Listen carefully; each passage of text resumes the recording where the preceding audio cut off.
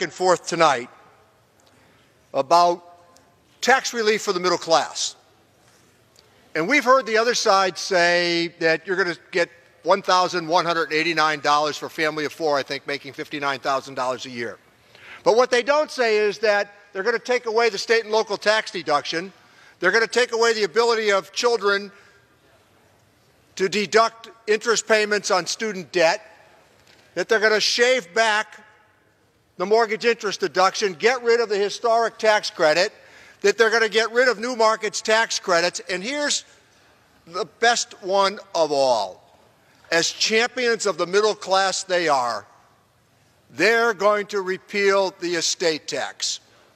The gentleman from Pennsylvania, who is my friend, he said, we need to stop talking about wealth. Well, how about approaching it this way? We're wealthy and we're not going to take it anymore. Because that's essentially what this argument is about. When you look at the distribution tables as to who gets what in this tax proposal, the concentration of wealth at the very top is highlighted time and again. When we talk about tax relief for the middle class, when we examine what this is about to do to California and New York and Massachusetts and Connecticut, to name but a few of the states that are going to pay a penalty for this tax plan, and I dispute fully what the chairman said about the Obama years. 14 million jobs were created during the Obama years. 23 million jobs were created during the Clinton years.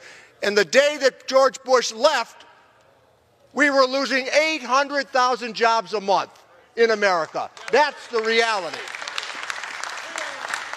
When you look at economic growth during those years, the 2% that we look at was not enough. But it's now been almost 13 years when middle-class people have not had a pay raise. And time and again, we've heard the preposterous argument, and boy, did it get us into trouble, that tax cuts pay for themselves.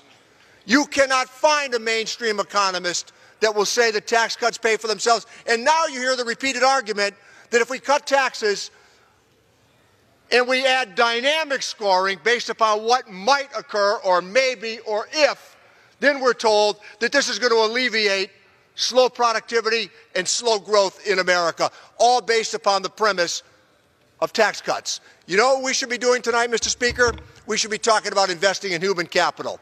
We should be talking about the 6 million jobs that go unanswered in America every single day. We should be talking about community colleges. We should be talking about the idea of apprenticeship programs and, yes, investing in vocational education, and also talking about finally what to do about the 2 million people in America who have opiate addictions and don't go to work every day. We should be concerned about the labor participation rate in America. Instead, the answer always becomes the holy grail of Republican economics: cut taxes for the people at the very top and plead the case that what you're really doing is for people in the middle class. The alternative minimum tax is devoted to people at the top, and the idea of repealing the estate tax for so few people in America is outrageous. And with that, Mr. Speaker, I yield back.